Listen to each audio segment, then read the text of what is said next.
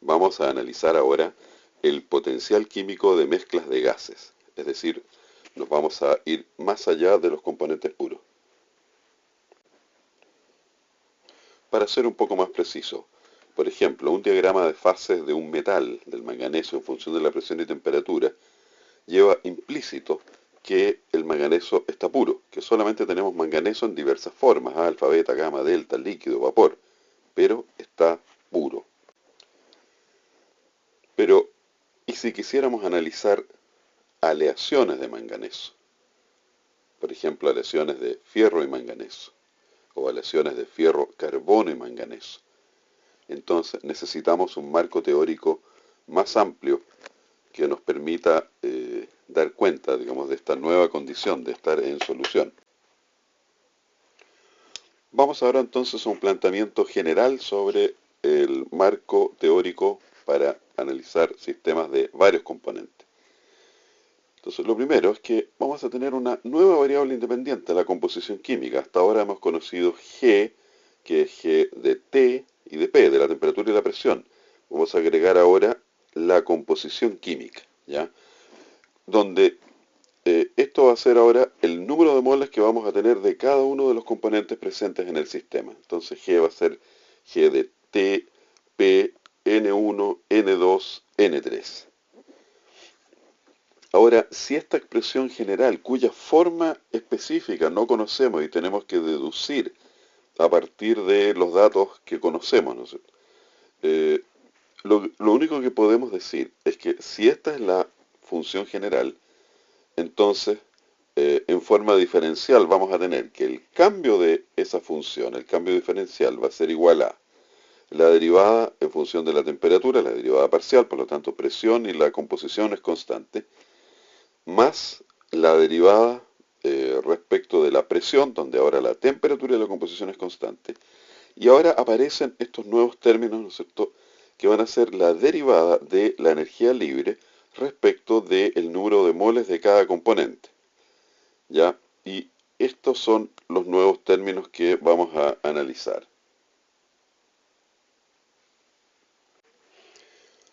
En la expresión general anterior podemos reconocer, ¿no es cierto?, que la derivada de G respecto de la temperatura, aplicando la primera y segunda ley combinadas para procesos reversibles, es la entropía. Luego, la derivada de la energía libre respecto de la presión es el volumen. Ahora, ¿qué significan estas derivadas? Que son en realidad una suma, una por cada componente, ¿ya? De G a DNI. Entonces les vamos a dar una definición. Les vamos a llamar la energía libre molar, es por mol, parcial de un componente. Es decir, es la cantidad de energía libre que tiene cada componente de solución por mol de ese componente. Si usted se fija, las unidades tendría que ser energía partido por número de moles, o sea, joule por mol, por ejemplo, ¿ya? Entonces, esta nueva variable va a ser la energía libre, molar parcial, se va a denominar a través de una tilde puesta cada vez que escribamos la propiedad G. Y va a haber un valor de esta función por cada componente que tenga el sistema. La siguiente pregunta que tendríamos que hacernos ahora, bueno, ¿cómo integramos esa ecuación? Bueno, la integral menos s de t ya sabemos hacerlo para un componente. La integral b de p lo mismo. Tenemos que saber en el caso de menos s de t, necesitamos saber el S0 a 298 y las capacidades calóricas en función de la temperatura y hacemos integrales c sub p, ¿no es cierto?, partido por t de t, ¿ya? Y de esa manera podemos evaluar la entropía a cualquier temperatura. Para el otro término, ¿no es cierto?, podemos escribir la integral b de p, donde si estamos hablando de fases condensadas, como ustedes habrán practicado ya en tareas anteriores, el volumen de fases condensadas es prácticamente invariante, o sea, la compresibilidad es muy pequeña, para efectos de la precisión de estos cálculos esos volúmenes pueden ser constantes, y por lo tanto esta integral pasa a ser simplemente V delta P. Pero el tercer término, el proceso de mezcla, ¿qué forma puede tener? O sea, ¿qué relación hay entre G y la composición? Necesitamos una relación entre G y la composición química que nos permita integrar esa ecuación o darle una forma específica. Entonces, para eso necesitamos estudiar el proceso de mezcla. ¿Qué tenemos que tener en consideración? Primero, el proceso de mezcla, en la lógica del cálculo multivariable, debe ser un proceso donde todas las demás variables que pueden cambiar permanezcan constantes. En este caso, la presión y la temperatura. Entonces, si ustedes se fijan, ¿no es cierto? Presión y temperatura permanecen entre el estado inicial y el estado final. De tal manera que el proceso de mezcla es exclusivamente dar la posibilidad de que dos gases o dos sustancias, que en este caso están por separado, ¿no es cierto?, tengan la posibilidad de compartir el volumen que ocupan. Entonces, eso es el proceso de mezcla. A presión y temperatura constante, simplemente se permite la mezcla.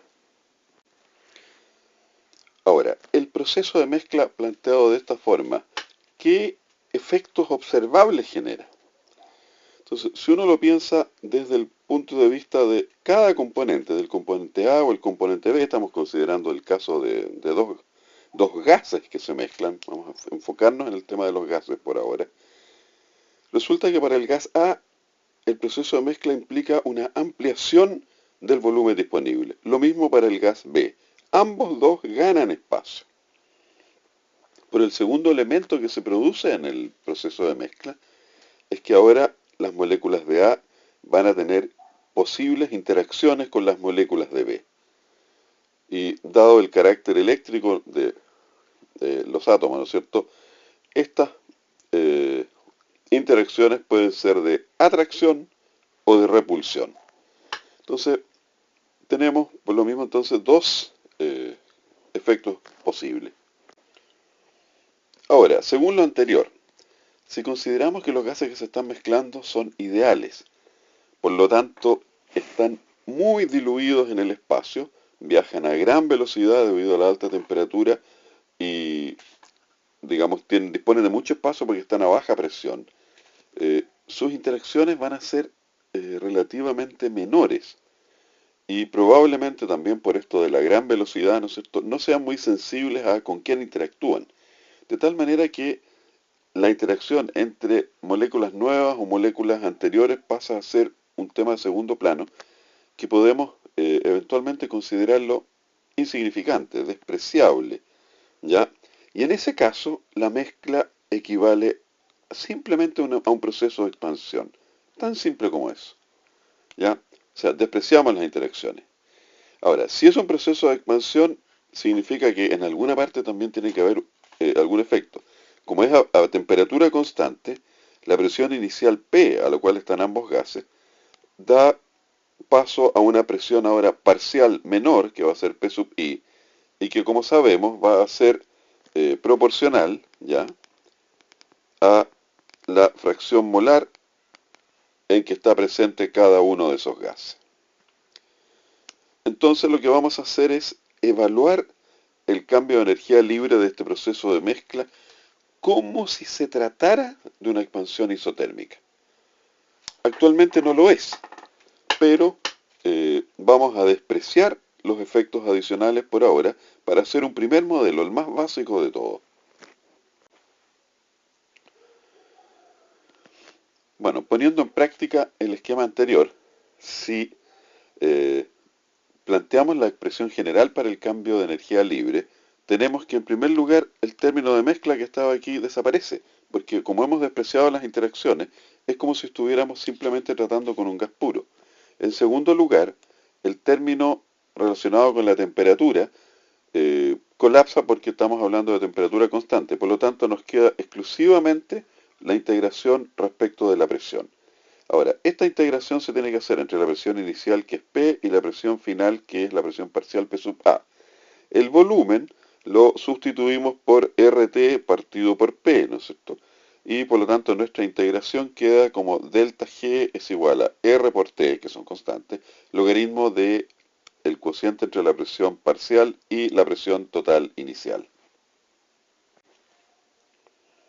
La expresión anterior, ya que corresponde a este término ahora, se aplica también para el otro componente. Por supuesto, ahora vamos a tener P sub V partido por P. En ese caso, el cambio de energía libre total, digamos, en dimensiones de energía, va a ser la suma ponderada del cambio de energía libre por mol de A, multiplicado por el número de moles de A, más el cambio de energía libre por mol de B, multiplicado por el número de moles de B, y eso nos da el cambio de energía libre total. Pero aquí hay una cosa que es muy interesante. Si uno aplica la ley de Dalton, el cociente de presión parcial por la partido por la presión, ¿no es cierto?, es la fracción molar del gas correspondiente, ya sea A o B. Y en ese caso, nuestros cambios de energía libre molares parciales, la diferencia entre el G en solución respecto del G puro, pasa a ser por mol, ¿no es cierto?, RT es la unidad natural de la fracción molar de A. Lo mismo para el gas B, ¿no es cierto?, que va a ser RT la unidad natural de la fracción molar de B.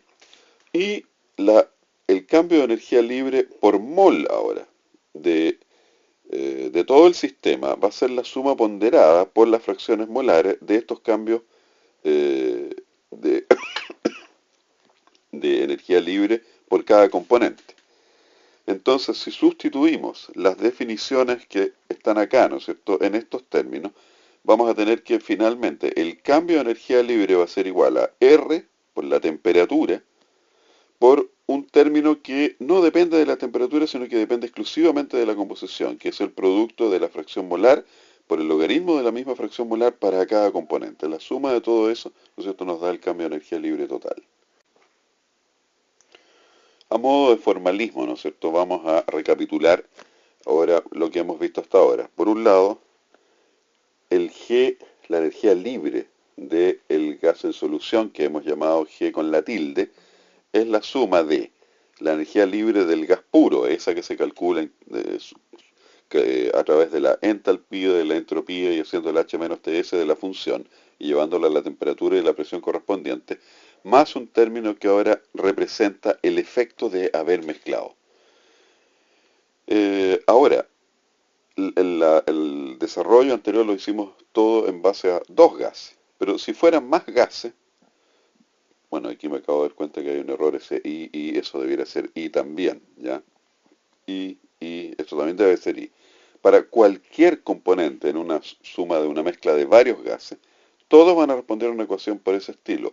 Y si ahora los gases le llamamos A, B, C, D, ¿no es cierto? Entonces nuestro delta G va a ser la suma ponderada de los delta G molares parciales de cada gas, que es la diferencia entre el G molar parcial, ¿no es cierto?, y el G del componente puro. Eso es el delta GB, ¿no es cierto? Por ejemplo, eso sería algo así. En ese caso, nuestra sumatoria va a ser RT por una suma de términos que van a ser tantos como componentes tenga el sistema. Dicho en forma más compacta, delta G va a ser igual a RT por la suma de igual 1 hasta los n componentes de los productos I sub I por logaritmo natural de I. Ahora que tenemos una expresión general para la energía libre en función de la composición, podemos indagar de qué manera varía con ella también la entropía y la entalpía. En el primer caso, en la entropía es la derivada respecto de la temperatura de la energía libre, con signo cambiado. Y esta derivada, que es una relación general a presión constante, una derivada parcial, también es válida como relación entre las cantidades molares parciales, dado que estas son simplemente las derivadas de G respecto de N. Por lo tanto, simplemente se produce una inversión en el orden de derivación. O sea, si derivamos esta expresión, la derivamos respecto de NI, debiéramos llegar a esta. Ahora, la expresión para G sub I, ¿no es cierto?, es G sub I0 más RT natural de I. La derivada de estos términos, la primera, bueno, es menos SI0. La derivada de esto es R logaritmo natural de I, porque ni R ni logaritmo de I dependen de la temperatura. Ahora, Y por supuesto, SI es menos SI parcial es menos SI parcial, la derivada respecto de G sub I. Si cambiamos signo aquí y cambiamos signo acá, este signo también tiene que cambiar y este pasa a ser negativo. Y esto nos queda la expresión finalmente que la energía, la entropía molar parcial va a ser igual a la entropía del componente cuando está puro más el cambio de entropía por el hecho de mezclarse. Y eso va a ser R el logaritmo natural de I. Cabe destacar que, dado que el logaritmo natural siempre es menor que 0, porque I sub I vale máximo 1, por lo tanto el logaritmo siempre es negativo, al tener esto, ser esto negativo y este signo también negativo, tenemos que este término en general siempre es positivo. Es decir, la entropía en el proceso de mezcla siempre aumenta.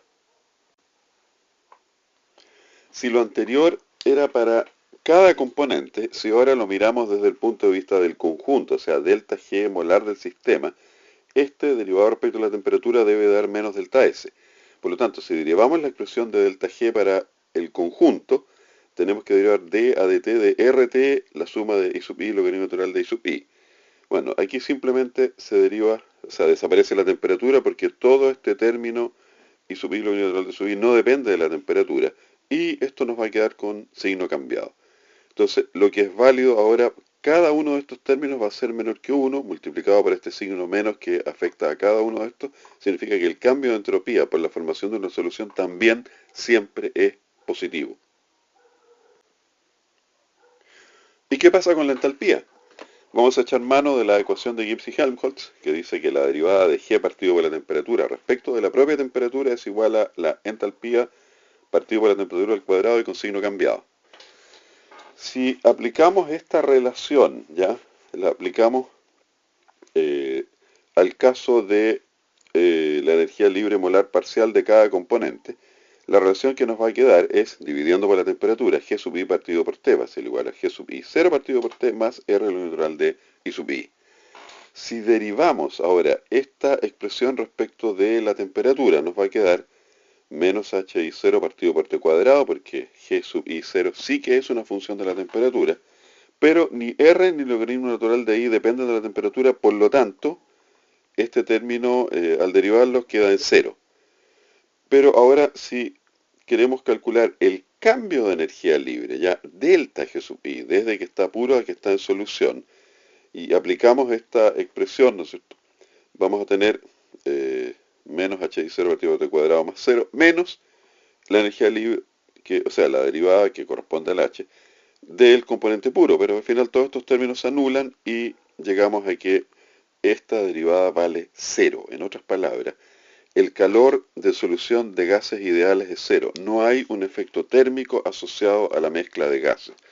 Solamente hay cambio de energía libre y cambio de entropía. ¿Y qué más podemos aprender entonces de esta expresión que hemos construido, ¿no es cierto?, para el proceso de mezcla en este modelo básico basado en la no existencia de interacciones? Si graficamos la expresión, ¿no es cierto?, la graficamos R, 8314, T, puse 300, por logaritmo de la fracción molar, donde la fracción molar va entre 0 y 1. Esto nada más que para que el gráfico me quede con rayitas y cosas. Vemos que la forma de esta expresión es desde 0 al tender a 1, ¿no es cierto?, y se va haciendo cada vez negativo a medida que la composición, o sea, la proporción de este componente se hace cada vez menor, ¿ya? O sea, lo primero que tenemos que observar es que este delta G de mezcla siempre es negativo, siempre va por debajo de 0, ¿ya? Y eso es importante. Y es siempre más negativo mientras más baja es la concentración. O sea, las pequeñas impurezas tienen una enorme espontaneidad para alojarse en los metales. El delta G para concentraciones mayores ya no es tan grande, pero sigue siendo todavía menor que 0. Perdón, dije antes metales, estos gases. Sin embargo, si hacemos el gráfico inverso, en otras palabras, ponemos cuánto vale la energía libre para poder purificar el gas, ¿no es cierto? En otras palabras, Si nosotros tenemos un gas que, qué sé yo, va a tener un 80%, bueno, el delta G es relativamente pequeño. Si queremos tener 40% de esa composición, o sea, quitarle de 0,8 a 0,4, el salto va a ser desde ahí hasta ahí, ¿no es cierto? Pero si queremos purificarlo altamente, qué sé yo, una parte por millón o partes por trillón, lo que sea, en general, cuando queremos hacer que este componente diluido esté tan diluido que tienda a cero, la, cada vez es más difícil, cada vez más difícil, requiere más energía libre, ¿no es cierto?, disminuir el, el nivel de impureza. O sea, si las primeras impurezas con esto ya estaba, se podía hacer la eliminación, con niveles menores ya estamos acá. Si queremos niveles de pureza menores estamos acá. Y si estamos acá, vamos a tender en el extremo a más infinito. En otras palabras, teóricamente no es posible eh, tener un gas totalmente puro. Bueno, y con esto quedamos preparados, ¿no es cierto?, para abordar el siguiente tema, que es el fenómeno de la reacción química en mezclas de gases.